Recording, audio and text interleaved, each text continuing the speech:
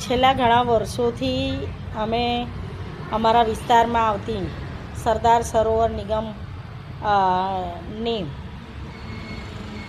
Narmada canal, આ નર્મદા કેનાલની અંદર અવારનવાર અકસ્માતો થાય છે. કોઈ આપઘાત પણ કરવા અંદર કૂદી પડે છે.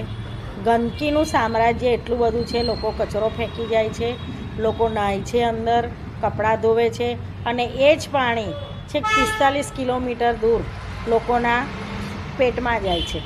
એટલે અવારનવાર અમે એ બાબતે SSNLના સુપ્રિન્ટેન્ડન્ટ સાહેબનું, કલેક્ટરશ્રીનું ધ્યાન દોર્યું છે.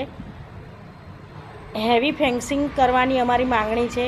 કેનાલમાં ગાબડા જે પડી ગયા છે, મસ્ત મોટા ગાબડા છે, એ ગાબડાને રિપેર કરવાની અમારી માંગણી છે અને સફાઈ કરવાની.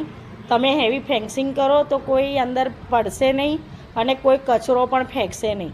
અને જ્યાં પણ જરૂરી જણાય કે આ જગ્યા ઉપર રસ્તો બંધ કરવાનો છે, એ જગ્યા પર તમે રસ્તા બંધ કરી દો, જેના કારણે લોકો ત્યાં અવર જવર વધારે ના કરે. અત્યારે તમે જુઓ તો કેનાલ પર કેટલા લોકો બેઠા હોય, એમાં હેવી ફેન્સિંગ ન હોવાના કારણે ઘણી જગ્યાએ એમણે વોલ જ નથી બનાવી, એના કારણે સીધા કેનાલમાં પડી જાય છે અને મૃત્યુ પામે છે.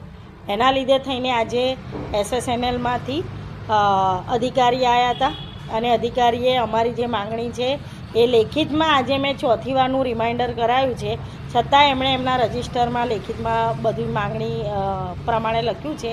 એક SSNLની વર્ષો જૂની ત્યાં ઓફિસ છે, એમાં ન્યુસન્સગીરી થાય છે, ખૂબ ખરાબ કામ થાય છે અને એના લીધે કોઈ દિવસ કોઈ ઘટના ઘટે એવી પરિસ્થિતિનું નિર્માણ થાય એ પહેલાં એને ડિમોલેશન કરવાની પણ મેં એમને જણાવ્યું છે. એટલે આ તમામ જે માંગણીઓ હતી એ લોકોના હિતાર્થે હતી, લોકોની સુરક્ષા કાજે હતી, લોકોના આરોગ્ય કાજે હતી અને તમામનું એમણે નોંધ કરી છે, જેથી કરીને આગામી દિવસોમાં કામગીરી કરી શકાય.